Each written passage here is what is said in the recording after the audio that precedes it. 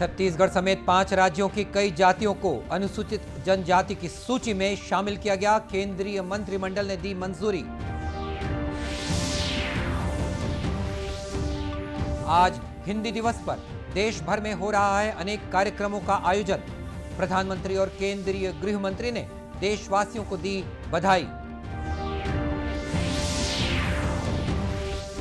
भाजपा ने बिजली दर में बढ़ोतरी के मामले में राज्य सरकार पर जनता के साथ वादा खिलाफी करने का लगाया आरोप।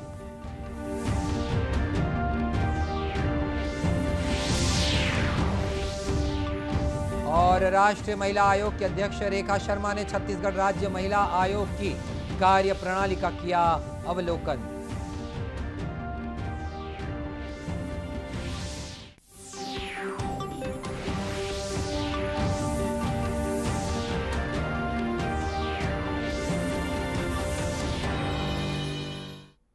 नमस्कार, आप देख रहे हैं दूरदर्शन समाचार। मैं हूं मनीष अहलुवालिया और अब समाचार विस्तार से।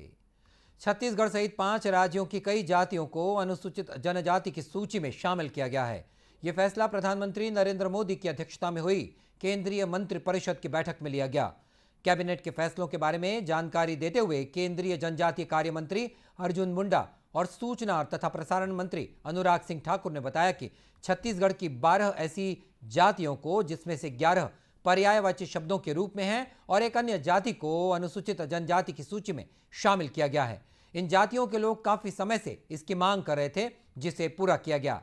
उन्होंने कहा कि इस फैसले से इन जातियों के लोगों को वे सभी लाभ मिल सकेंगे जो अनुसूचित जनजातियों को मिलते हैं।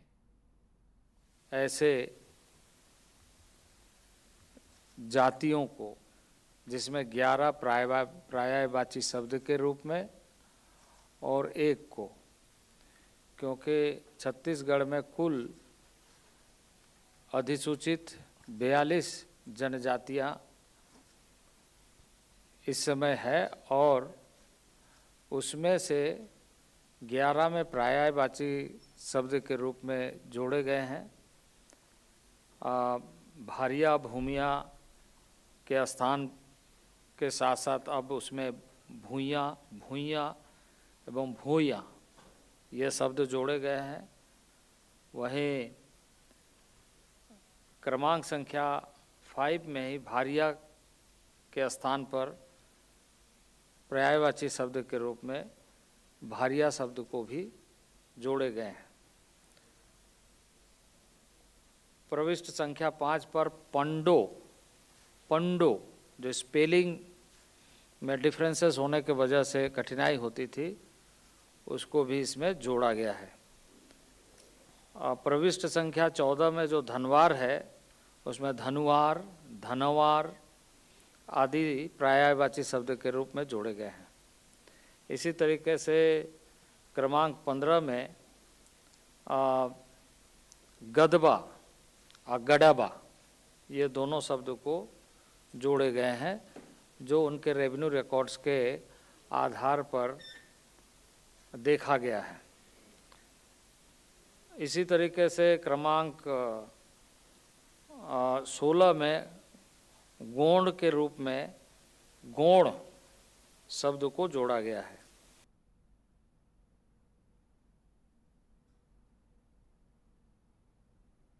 उल्लेखनीय है कि छत्तीसगढ़ के मुख्यमंत्री भूपेश बघेल ने पिछले साल फरवरी माह में प्रधानमंत्री को पत्र भेजकर छत्तीसगढ़ की विभिन्न जातियों को अनुसूचित जनजाति में शामिल करने का आग्रह किया था। मुख्यमंत्री ने ट्वीट करके कहा है कि केंद्रीय मंत्रिमंडल ने छत्तीसगढ़ की 12 जाति समुदायों को अनुसूचित जनजाति में शामिल करने की स्वीकृति प्रदान की है और इसके लिए उन्होंने जनता को बधाई और केंद्र सरकार को धन्यवाद दिया है। आज हिंदी दिवस है। आज के दिन 1949 में संविधान सभा ने देवनागरी लिपि को देश की आधिकारिक भाषा के रूप में लागू किया था। आज विश्व में हिंदी व्यापक रूप से बोली जाने वाली भाषाओं में से एक है और 52 करोड़ से अधिक लोगों की पहली भाषा है। प्रधानमंत्री नरेंद्र मोदी ने हिंदी दिवस पर देशवासियों को बधाई और शुभकामनाएं दी हैं। श्री मोदी ने अपने ट्वीट संदेश में कहा है कि हिंदी ने विश्व भर में भारत को एक विशिष्ट सम्मान दिलवाया है। इसकी सरलता, सहजता और संवेदनशीलता हमेशा आकर्षित करती है। प्रधानमंत्री ने कहा है कि हिंदी दिवस पर मैं उन सभी लोगों का हार्दिक अभिनंदन करता हूं जिन्होंने इसे समृद्ध और सशक्त बनाने में अपना अथक योगदान दिया है। हिंदी दिवस पर देश भर में विभिन्न कार्यक्रमों का आयोजन किया जा रहा है। केंद्रीय गृह मंत्री अमित शाह ने हिंदी दिवस पर गुजरात के सूरत में केंद्रीय गृह मंत्रालय के राजभाषा विकास द्वारा आयोजित दूसरे अखिल भारतीय राजभाषा सम्मेलन का उद्घाटन किया। इस अवसर पर श्री शाह ने देश दुनिया के सभी हिंदी प्रेमियों को बधाई दी। उन्होंने कहा कि हिंदी आमजन की भाषा है और इसे आगे बढ़ाने की जरूरत है। श्री शाह ने कहा कि राष्ट्रीय शिक्षा नीति में यह प्रावधान भी किया गया है कि प्राथमिक शिक्षा स्वभाषा में ही होनी चाहिए। उन्होंने ये भी कहा कि देश की हर भाषा बोली को समृद्ध करने का लक्ष्य होना चाहिए। हिंदी को समृद्ध करने से ही सभी भारतीय भाषाएं समृद्ध होंगी।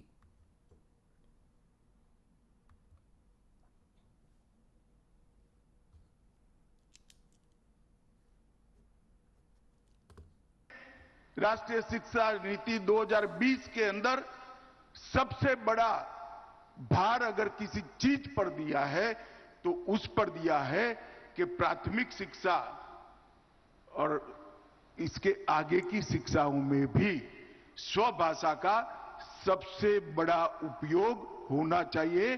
प्राथमिक शिक्षा स्वभाषा में ही होनी चाहिए। इसके आगे बढ़कर कहा, अनुसंधान के क्षेत्र में भी स्वभाषा का उपयोग होना चाहिए।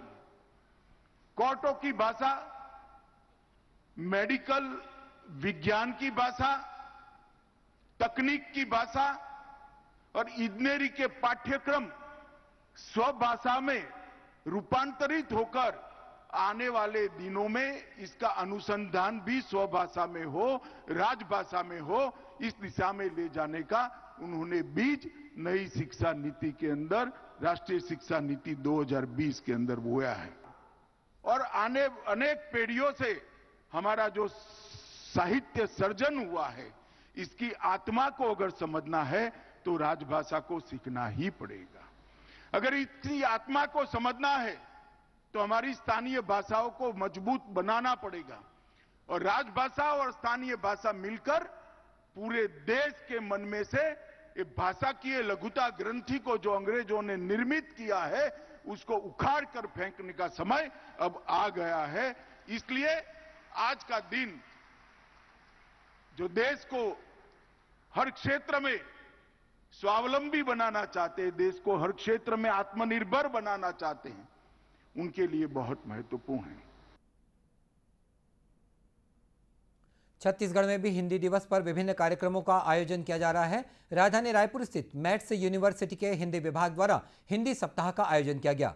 कुलपति प्रोफेसर केपी यादव ने बताया कि हिंदी दिवस के उपलक्ष्य में विश्वविद्यालय में आयोजित हिंदी सप्ताह के दौरान विभिन्न रचनात्मक गतिविधियां और प्रतियोगिताएं हुई। एक सप्ताह से हमारे यहाँ प्रतिदिन कई अतिथियों को हिंदी भाषा के शिक्षाविदों को बुलाया जा रहा है।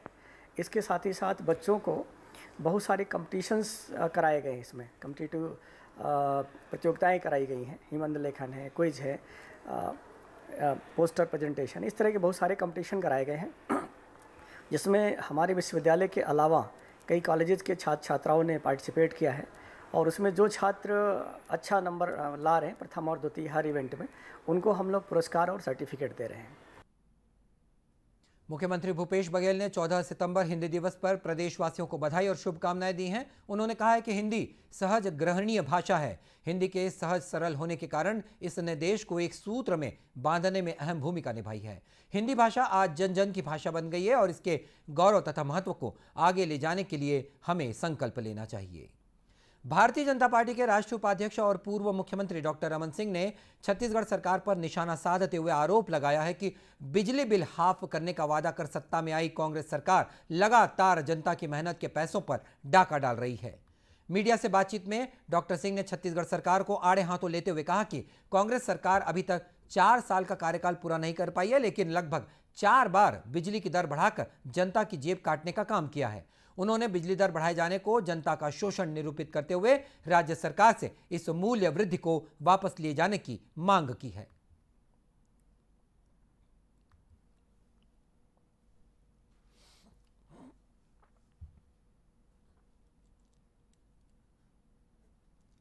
बिजली के बिल में लगातार वृद्धि हुई और 4 बार बिजली के बिल के कीमत में बढ़ोतरी हुई। इस बार बिजली दर में सीधा 13% का ग्रोथ हुआ है। 900 का बिल जिनके आता था वो 120 रुपया अतिरिक्त चार्ज आएगा। अभी कुछ दिन पहले 3 महीना 4 महीना पहले बिजली के बिल में 12 से 15 पैसे की वृद्धि हुई। अभी कुल मिला के 30 पैसे की वृद्धि बिजली के बिल में हुई। ये स्पष्ट हो गया है बिजली बिल हाफ कहने वाले भूपेश बघेल एक बार नहीं, 2 बार नहीं, 3 बार नहीं, 4 बार बिजली के बिल में वृद्धि हुई। डॉक्टर सिंह ने यह भी आरोप लगाया कि छत्तीसगढ़ की कांग्रेस सरकार जनता के लिए किए गए वादों के उलट काम कर रही है और आम जनता को राहत देने की बजाय उससे लूट खसोट कर रही है। राष्ट्रीय महिला आयोग की अध्यक्ष रेखा शर्मा ने अपने छत्तीसगढ़ प्रवास के दौरान राजधानी रायपुर के शास्त्री चौक स्थित छत्तीसगढ़ राज्य महिला आयोग के कार्यालय का अवलोकन किया और आयोग की कार्यप्रणाली के बारे में जानकारी ली। इस मौके पर राज्य महिला आयोग के अध्यक्ष डॉक्टर श्रीमती किरणमयी नायक ने श्रीमती शर्मा को आयोग के कार्यालय का निरीक्षण कराया और आयोग के कार्यों के बारे में उन्हें जानकारी दी। श्रीमती शर्मा ने बताया कि आयोग के समक्ष कुछ प्रकरण लंबित थे, जिस संबंध में बार बार स्मरण कराए जाने के बावजूद राज्य पुलिस जवाब नहीं दे रही थी। इस सिलसिले में उन्होंने पुलिस महानिदेशक और राज्य महिला आयोग की अध्यक्ष से मुलाकात की है।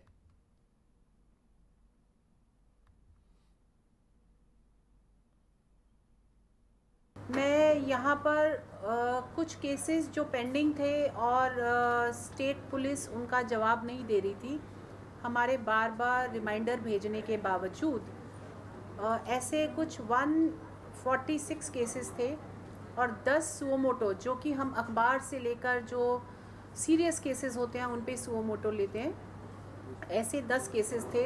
इनको लेकर डीजीपी से मिलना था, राज्य महिला आयोग से मिलना था, उनका कार्यप्रणाली देखनी थी और आज एक कार्यक्रम यूनिवर्सिटी में था, वहाँ पे मैं गई। वहीं श्रीमती शर्मा ने सेरीखेड़ी ग्राम पंचायत स्थित कल्पतरु मल्टी यूटिलिटी सेंटर पहुंचकर महिला स्व सहायता समूह द्वारा संचालित की जा रही विभिन्न आर्थिक गतिविधियों का भी अवलोकन किया। यहां महिलाएं सैनिटाइजर, चप्पलें, फिनाइल, अगरबत्ती, बिस्किट, साबुन और बल्ब जैसी चीजें बनाकर आर्थिक रूप से सशक्त बन रही हैं।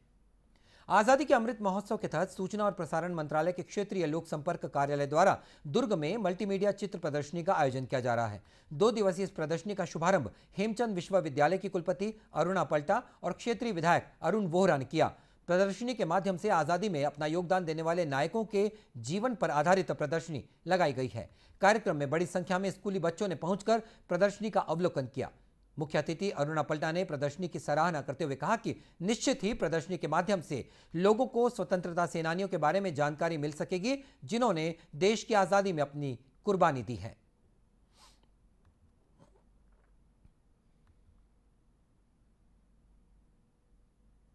वास्तव में जब आप इस प्रदर्शनी का अवलोकन करेंगे तो आप पाएंगे कि इतने आज़ादी के जंग में जिन्होंने भाग लिया है, ऐसे ऐसे सेनानियों का यहाँ पर वर्णन किया गया है, जो लोग जिनका नाम नहीं जानते, जिनके कामों को नहीं जानते।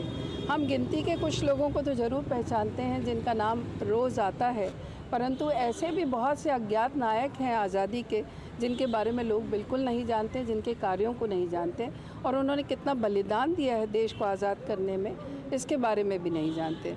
तो निसंदेह ये प्रदर्शनी जो है ये बहुत ज्ञानवर्धक है। क्षेत्रीय लोक संपर्क कार्यालय के कार्यक्रम प्रमुख शैलेश फाय ने बताया कि प्रदर्शनी का उद्देश्य युवाओं को स्वतंत्रता सेनानियों के बारे में जानकारी देना है, ताकि वे उनके आचरण को अपने जीवन में उतार कर एक अच्छे नागरिक बन सकें। और ये 2 दिवसीय मल्टीमीडिया चित्र प्रदर्शनी का जो आयोजन कर रहे हैं हम स्वामी विवेकानंद बहुउद्देशीय सभागार में, इस चित्र प्रदर्शनी में देश की आज़ादी के जो नामी नायक हैं, उनके साथ साथ गुमनाम नायक हैं, उनको हम उनके संक्षेप में विवरण के साथ दर्शा रहे हैं, ताकि देश की नई पीढ़ी, युवा पीढ़ी इन नायकों के बारे में अच्छे से जान सके और इनके आचरण और विचारों को अपने जीवन में उतार कर एक अच्छा नागरिक बनकर देश के विकास में अपना योगदान कर सकें। इस दौरान स्कूली बच्चों की एक जन जागरूकता रैली भी निकाली गई। रैली को अतिथियों ने झंडी दिखाकर रवाना किया। दुर्ग के विवेकानंद सभागार से निकली ये रैली शहर के विभिन्न मार्गों का भ्रमण करने के बाद पुनः कार्यक्रम स्थल पर आकर संपन्न हुई। कार्यक्रम में पोषण से संबंधित एक प्रदर्शनी भी लगाई गई है। और इसी के साथ ये समाचार बुलेटिन समाप्त हुआ। नमस्कार।